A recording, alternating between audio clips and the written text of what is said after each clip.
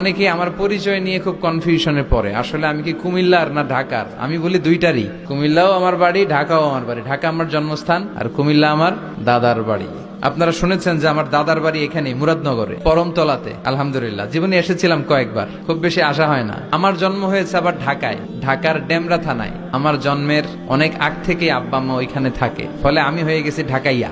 ঢাকাইয়াও হয়েছি, আবার কুমিল্লারও রয়ে গেছি, মানে কুমিল্লাতে আবার বিয়ে করছি। এই যে আমার নানা শ্বশুর, 20 বছর হচ্ছেন আমার নানা শ্বশুর। আমার প্রিয় নানা ভাই চমৎকার কথা বলছিলেন, খুব গুছিয়ে কথা বলেন, অল্প কথা বলেন, বেশি বলেন না, কিন্তু যেখানে বলা দরকার ওইটাই বলেন, যা বলা দরকার তাই বলেন, ঠিক কিনা? পীর হতে হলে এমন পীর হওয়া দরকার, যে কোনো পরিস্থিতিতে আমরা থাকি না কেন, বিপদে আপদে, সকালে বিকালে, শীতকালে গ্রীষ্মকালে আমরা কি পড়ব? আলহামদুলিল্লাহ পড়ব। এর কারণ চাহিদার কোনো শেষ নাই। যার আছে যত বেশি, সে চায় তত বেশি। দেখবেন যার সাইকেল আছে ও হুন্ডা চায়, চায় না? আরো নিচ থেকে যদি বলি, যার পা নাই ও চায় আল্লাহ আমার যদি 2টা পা থাকতো। কথা বলেন। পা নাই এরকম লোক আছে না এলাকায়? সে হেঁটে যাওয়া লোকদের দিকে তাকিয়ে থাকে আর তার স্বপ্ন থাকে ওইটাই, আমার যদি পা থাকতো। হেঁটে হেঁটে হেঁটে যারা বাজারে যায়, স্কুলে যায়, কলেজে যায়, ওদের আফসোস যারা সাইকেল চালায় ওদেরকে দেখে, তাই না? সাইকেল থাকলে খুব ভালো হইতো, সাইকেল চড়ে চড়ে বাজারে যেতে পারতাম। সাইকেলওয়ালারও আফসোস আছে, সে আফসোস করে হুন্ডাওয়ালাদের দেখে, মনে মনে ভাবে যদি ভো ভো থাকতো, হ্যাঁ একেবারে যেতে পারতাম। হুন্ডাওয়ালাদের আফসোস হচ্ছে প্রাইভেট কারওয়ালাদের দেখে, ইস আমার যদি একটা কার থাকতো। যার কার আছে ও আফসোস করে, ইস আমার যদি একটা প্লেন থাকতো। যার প্লেন আছে ও বলে, ইস আমার যদি একটা কপ্টার থাকতো, if I had a copter, আমার যদি একটা হেলিকপ্টার থাকতো উড়াল মারতাম। কথা বলেন।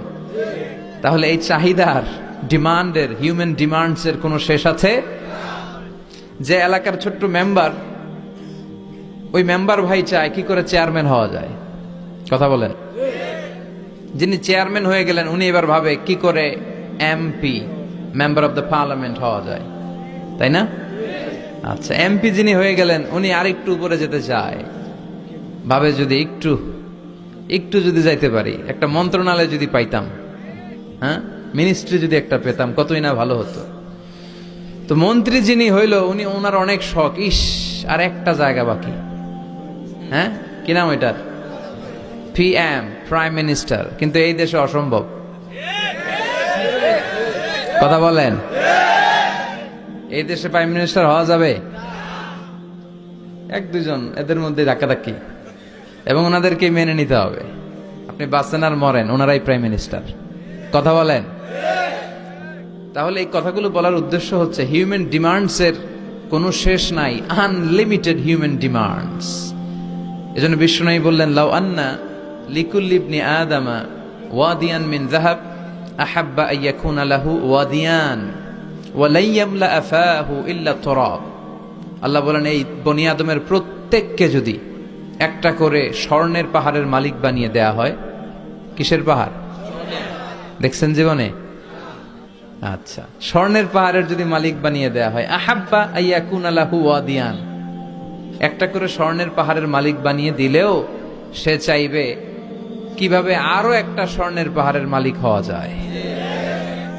আচ্ছা, একটু বুঝে শুনে উত্তর করবেন। একটা স্বর্ণের পাহাড়ের মালিক যদি আমি হই, শুধু আমি কেন, আমার 14 পুরুষ এটারে বিক্রি করে খেলেও কি শেষ করতে পারবো? তো আমার আরেকটা লাগবে কেন? আরেকটা দিয়ে আমি কি করব? স্বভাব।